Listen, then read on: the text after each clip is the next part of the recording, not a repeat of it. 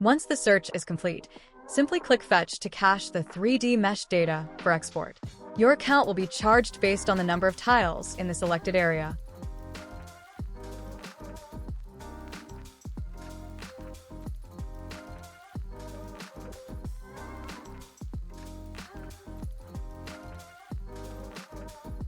After fetching, you'll see how many tiles were successfully retrieved. If your balance is limited, we'll fetch as much as possible within your current plan. The data is now stored in your account, and you can export it anytime during the task's validity period. No need to fetch the same area again.